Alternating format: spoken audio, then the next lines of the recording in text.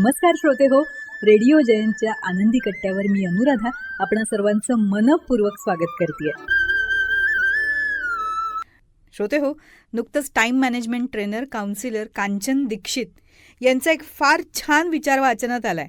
आजच्या आनंदी कट्ट्यावरून त्यांच्याच शब्दात तुमच्यापर्यंत पोहोचवते. पेशन्स. युनिव्हर्स कसं काम करतं? उत्तर आहे, ते तुम्हाला वेळ देतं. तुमच्या इच्छांवर काम करताना युनिव्हर्स तुम्हाला मधला वेळ देतं. म्हणूनच आपल्या इच्छा बघा तात्काळ पूर्ण होत नाही. आपल्याला वाटतं की आत्ता मनात इच्छा झाली आणि लगेच ती गोष्ट मिळाली तर किती मज्जा येईल, आयुष्य किती मस्त असेल, कशाचीच वाट बघायला लागू नये. आज आत्ता ताबडतोब 2 मिनिटात मॅगी. पण नाही, युनिव्हर्स मात्र थोडा वेळ घेतं, आपल्याला तपासून पाहतं. R you sure? खरंच तुला हवंय? बघ, एकदा इकडून ऑर्डर निघाली की तुला ते मिळेल, मग नंतर बदलता येणार नाही. या थांबण्यामुळेच आपण वाचतो. या थांबण्यातच आपलं भलं आहे. नाहीतर या जगात कितीतरी माणसं आत्ताच्या आत्ता मरून जावंसं वाटतं म्हणतात. ब्रह्मांड काही लगेच ऐकत नाही.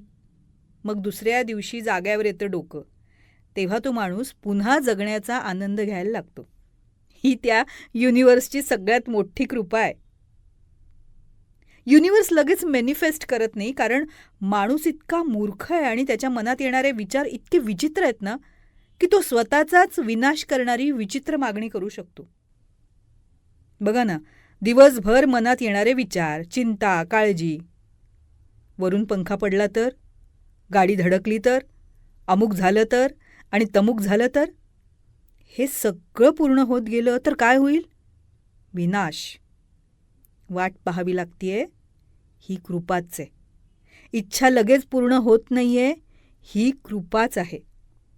त्या शक्तीलाही माहिती आहे की या वेड्याच्या मनातले सगळेच विचार ऐकत बसलो ना तर आपण काही काम नाही करू शकणार.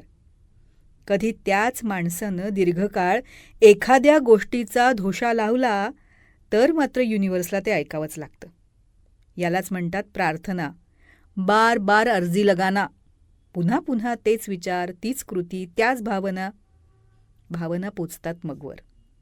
खरंच तुला ही गोष्ट हवी आहे का? त्यावेळी आपलं पक्क असेल तर ती गोष्ट पूर्ण होते. माणसाचं मन असं चंचल आहे की एकदा दोनदा ओरडून देवानं ऐकलं नाही तर तो दुसरं काहीतरी मागतो, दुसऱ्या एखाद्या गोष्टीच्या मागे धावतो, सारखे विचार बदलत राहतो, शंका घेतो, स्वतःचं हे होणार नाही असं म्हणतो. युनिव्हर्सला कळतं की याचं काही नक्की नाही आहे, त्यामुळे आपण थोडं थांबूयात. एकदा याच्याकडून ओके झालं ना तर करूया पुढचं काम. आपला पुढचा विचार करण्याच्या आपल्या क्षमतेवर कितीही आत्मविश्वास असला तरी युनिव्हर्सल इंटेलिजन्स त्याच्या अनेक पटीनं हुशार आहे. यावर विश्वास बसणं कठीण असतं. माणसाला अकड असते ना, जगण्यानं थोडी पिटाई केली की माणूस नरम होतो. हळूहळू स्वीकार करायला लागतो की माझ्यापेक्षा आहे कुणीतरी मोठं, माझं आयुष्य चालवणारं. माझ्या वेळेनुसार नाही, त्याच्या वेळेनुसार होईल, ते योग्य असेल. मी फक्त माझं काम नीट करत राहीन. काय पटतंय का?